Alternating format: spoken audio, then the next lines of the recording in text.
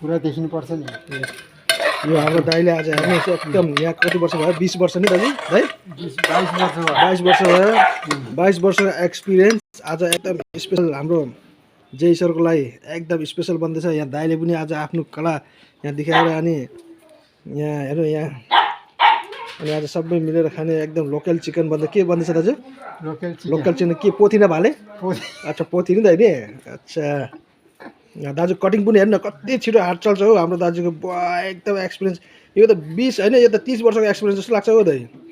चोपिङ board भएको अझै मजा आउँथ्यो चक चक चक चक चक काट्नु है दाइ तर के गर्ने हातको बहादुरी छ हातको बहादुरी त ए चोपिङ बोर्ड भन्दा झन् यसमा छिटो हुन्छ नि दाइ छिटो हुन्छ के गर्नु मेरा भाइहरू आइरहेछन् आज के गर्नु बनाउनु पर्यो राम्रो यो चिकन चाहिँ राम्ररी देखाऊ है। अब यहाँ हेर्नु प्याजको कटिङ ए वाह कति छिटो मसिनभन्दा छिटो रहेछ त दाइ यो त ए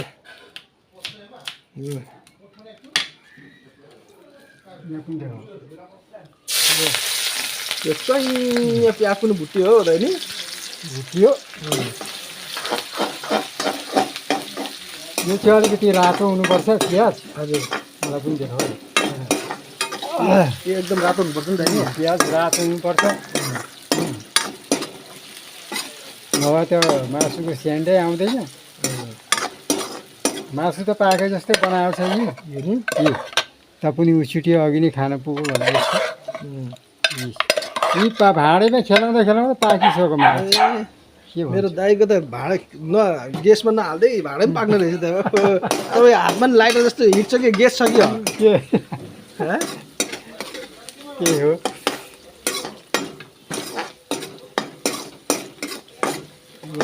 कति मिनटको भयो रातो भएपछि अझै मिठो हुन्छ नि त होइन रातो स्याउ जस्तै एकदम कश्मीरी केटी जस्तै काश्मिरी कश्मीरी केटीहरू कश्मीरतिर रातो गाला केटीको गालाहरू रातो हुन्छ नि त होइन त्यस्तै केटीको साउ जस्तै गाला जस्तै रातो बनाएर बल्ल खाना नै रङ्ग पर्छ झलिलो है अब यहाँ आलु टमाटर पनि गर्ने हो अब आलु चाहिँ मासुमा हाल्नु हो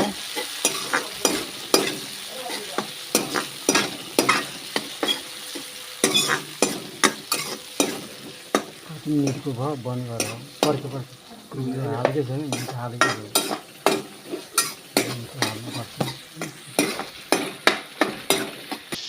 यहाँ पुरा अब यो लोकल चिकन जाँदैछ है हेर्नुहोस् यहाँ मसला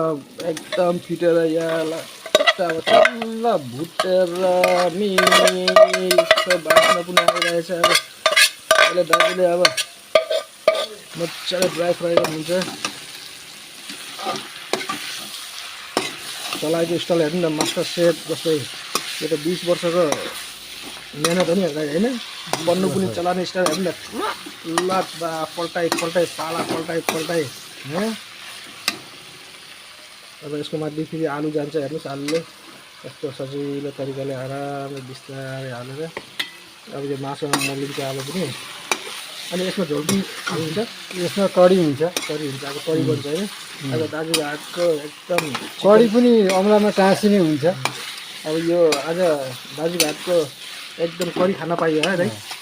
खान पाइन्छ आज भरपुर मजाले खान पाइन्छ।